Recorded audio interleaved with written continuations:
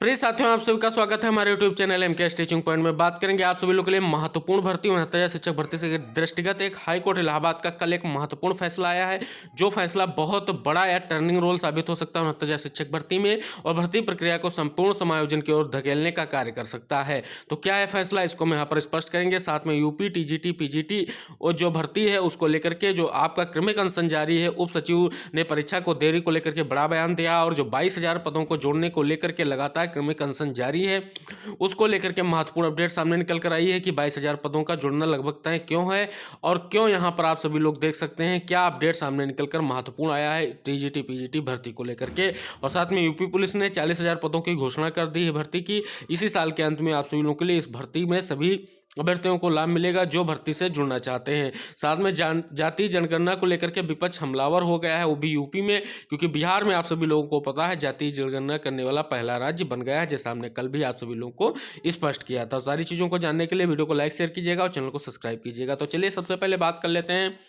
कौन सा आर्डर सामने निकल कर आया है इलाहाबाद हाईकोर्ट का, जो टर्निंग रोल साबित हो सकता है 69,000 शिक्षक भर्ती के लिए। ये एक बहुत ही इंपॉर्टेंट और महत्वपूर्ण खबर सामने निकल कर आई है कि इलाहाबाद हाई कोर्ट ने लोक सेवा आयोग, जो बहुत महत्वपूर्ण परीक्षा है, उसको लेकर के लोक सेवा आयोग जो आपका है उसको एक बहुत बड़ा आदेश जारी किया गया। आर्थिक रूप से पिछड़े कोटे के तहत आरक्षण के लिए दावा करने वाले सामान्य वर्ग के अभ्यर्थी को सहायक अभियोजन अधिकारी परीक्षा में शामिल करने का निर्देश दिया। कोर्ट ने यह भी कहा है कि यदि अभ्यर्थी परीक्षा में सफल होता है तो उसका साक्षात्कार भी कराया जाए, लेकिन उसका परिणाम कोर्ट की अनुमति के बिना जारी नहीं किया जाएगा। यह आदेश न्यायमूर्ति नीरज तिवारी ने विपुल शुक्ल की याचिका पर सुनवाई करते हुए दिया है। परीक्षा 9 जनवरी से होनी है। इसे देखते हुए कोर्ट ने शनिवार को अवकाश बावजूद मामले की सुनवाई की थी। इससे पूर्व कोर्ट ने मुख्य स्थायी अधिवक्ता को आर्थिक रूप से पिछड़ा वर्ग को आरक्षण देने के मामले में अपनाई गई नीति की जानकारी देने का निर्देश दिया था, जिसके लिए उन्होंने 24 घंटे की मोहलत मांगी। शनिवार को सुनवाई के दौरान मुख्य स्थायी अधिवक्ता ने दस्तावेज प्रस्तुत करते हुए कहा कि अभ्यर्थी ने पिछड़ा वर्ग कोटे के तहत आरक्षण के लिए आवेदन किया था। इस वर्ग में उसके अंक कट-ऑफ नंबर से कम है, इसलिए उसे वर्ग में आरक्षण का लाभ नहीं दिया जा सकता। तो आप सभी लोग ईडब्ल्यूएस की जो महत्वपूर्ण एक याचिका कहें या जो कहें यहाँ पर जनरल की तरफ से चीज़ें उठाई गई थी, उनको लेकर के यहाँ पर जो ये आदेश आया है, हो सकता है इसका कुछ ना कुछ आपके भर्ती में इम्पैक्ट पड़ेगा। और आप सभी लोगों को हम अवगत कराना चाहेंगे ये एक मजबूत पक्ष ईडब्ल्यूएस वालों के लिए हो सकता है जो ये आर्डर आया है। अन्य बात की जाए तो अभी भी आपकी जो 69,000 शिक्षक भर्ती में बात की जाए तो कई सारे मुद्दे ऐसे हैं जो अभी भी भर्ती में जो आपकी संपूर्ण समायोजन की प्रक्रिया की तरफ ढकेलने का रुख कर रहे हैं, उसको हम यहाँ पर स्पष्ट करने वाले हैं। ये आप सभी लोगों को हम अवगत कराना चाहेंगे क्योंकि 6800 चयन सूची अभी भी मामला शेष है, क्योंकि आप सभी लोगों को पता है आर्डर रिजर्व हो जाने के बाद भी अभी तक आर्डर डिलीवर नहीं हुआ है। जैसा कि यहाँ पर अटकलें लगाई जा रही थी बहुत जल्द ही डिलीवर होने वाला है, लेकिन अभी तक डिलीवर नहीं हुआ है। लेकिन अगले हफ्ते में जो है पूर्ण गुंजाइश समझ में आ रही है, अब कहें तो पूर्ण जानकारी मिल रही है कि हो सकता आपका आर्डर डिलीवर कर दिया जाए। तो पहला मुद्दा ये हो गया। दूसरा मुद्दा आंसर की प्रकरण पर आप सभी लोगों को पता है प्रत्यावेदन स्टार्ट हो गया है।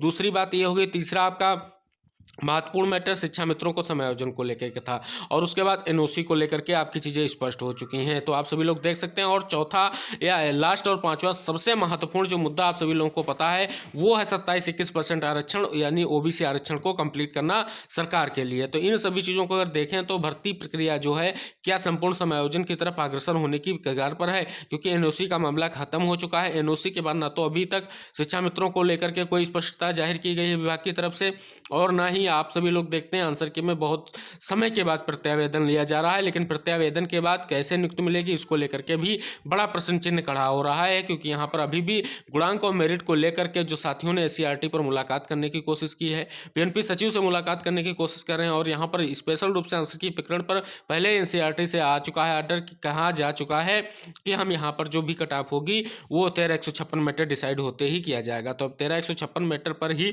सभी मुद्दों की जो कट ऑफ टिकी हुई, चाहे वो आंसर की प्रकरण हो, अगर एनओसी को छोड़ दें और शिक्षा मित्र प्रकरण को छोड़ दें, तो यहाँ पर आप सभी लोग देख सकते हैं आंसर की और 6800 चयन सूची से संबंधित जितनी भी चीज़ें सामने निकल कर आई हैं वो सभी 13,156 डिसाइड होने पर ही स्कोर को हो सकता है।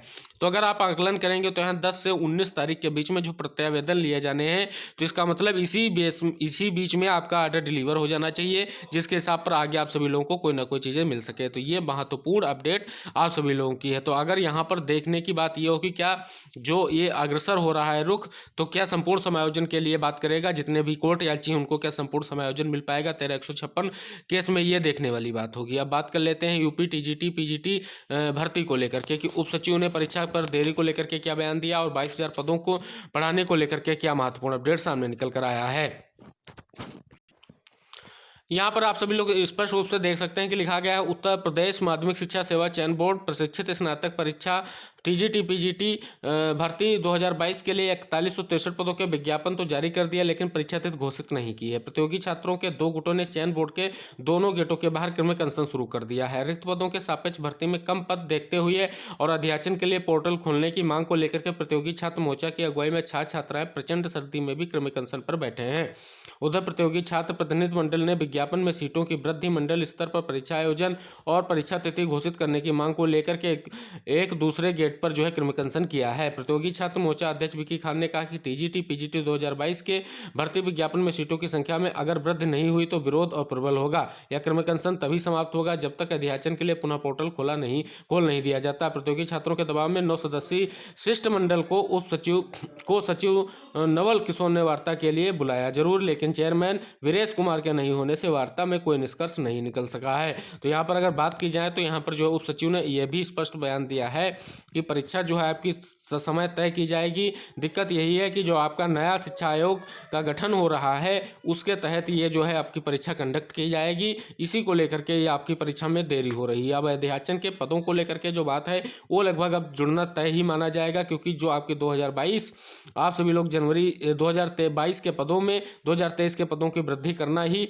सरकार के लिए या अभ्यर्थियों के जो है हितों में हो सकता है। तो देखने वाली बात होगी कब तक इस पर फैसला आता है। और जो आप सभी लोगों को हम बताना चाहेंगे, चेयरमैन वीरेश कुमार जी मिल नहीं सके हैं या वार्ता नहीं हो सकी है, उनसे जैसे ही वार्ता होती जो कुछ महत्वपूर्ण अपडेट आता है जरूर हम आप सभी लोगों के साथ शेयर करेंगे। लेकिन जो 22,000 पदों की बात है वो लगभग आप सभी लोगों के जो यहाँ पर भर्ती 4163 पदों की उसमें बढ़ना तय लग रहा है, क्योंकि ये भर्ती परीक्षा अब इतनी जल्दी आयोजित नहीं हो पाएगी, क्योंकि नए चयन आयोग का प्रेजेंटेशन हो चुका है और उसका भी विरोध किया जा रहा है। आप यहाँ पर देख सकते हैं कि नई शिक्षा सेवा चयन आयोग के गठन का विरोध भी चल रहा है, क्योंकि इसमें प्राथमिक माध्यमिक डिग्री कॉलेज तकनीकी संस्थानों में शिक्षकों की नियुक्ति को लिए एक समान चयन प्रक्रिया अपनाने की प्रतियोगिताओं ने विरोध किया है।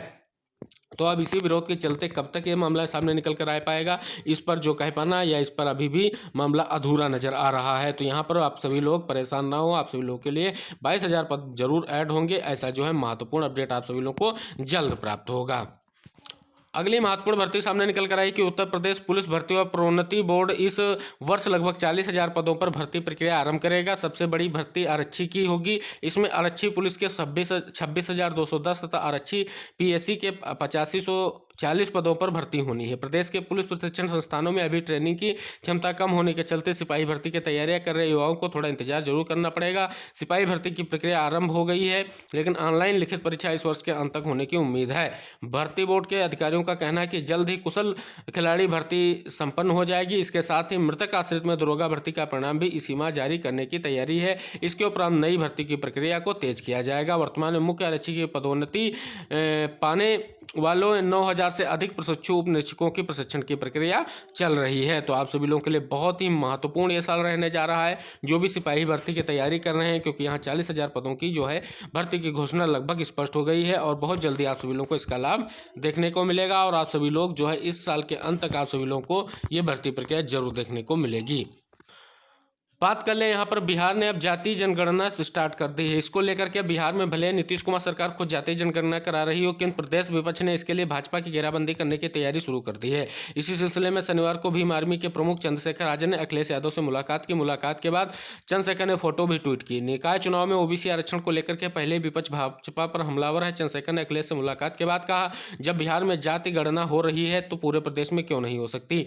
यूपी निकाय चुनाव में भाजपा द्वारा साजिश कर छीने के ओबीसी आरक्षण की लड़ाई में हम पिछड़े भाइयों के साथ हैं। इन मुद्दों पर विपक्ष एकजुटता के तहत जन आंदोलन की तैयारी कर रहा है। इसी को लेकर के शनिवार को अखिलेश यादव से चर्चा हुई। चंद्रशेखर के रुख से साफ है कि ओबीसी आरक्षण और जातीय जनगणना को लेकर विपक्ष भाजपा पर चौतरफा दबाव बना रहा। अखिलेश ने पहले से ही इसे लेकर के योगी सरकार पर हमलावर है। तो आप सभी लोगों को हम बता दें कि भीम आरपी चीफ चंद्रशेखर जी ने बहुत ही पहले आप सभी लोगों की जो ओबीसी एससी का हक है मानने को लेकर के 69 शिक्षक भर्ती में बहुत बड़ी जो है रोल प्ले किया है और बहुत जल्दी आप सभी लोगों की इस भर्ती भर्ती या कहें आपकी जातीय जनगणना और आप सभी लोगों के लिए जो हक मारे गए हैं उनको लेकर के लगातार लड़ाई कर रहे हैं। तो आई होप उनका ये जन आंदोलन से पहले आपकी 69,000 शिक्षक भर्ती का पटाक्षेप होगा और आप सभी लोग जल्द से जल्द अपनी जो है जितनी भी आरक्षण की गड़बड़ियां सरकार की तरफ से होंगी उनको सही करते हुए आप सभी लोगों को न्याय मिलेगा। तो ये थी आप सभी लोगों के लिए बहुत ही महत्वपूर्ण अपडेट जो आपके हाईकोर्ट से अपडेट सामने निकल कर आया था 69 शिक्षक भर्ती के दृष्टिगत। और आप सभी लोग आरक्षण मुद्दे पर अब विपक्ष जो हमलावर होता जा रहा है, इसी के तहत अब हम फिर अगली अपडेट को लेकर के अगले वीडियो में मिलेंगे। तब तक के लिए टेक केयर, बाय बाय, जय हिंद साथियों।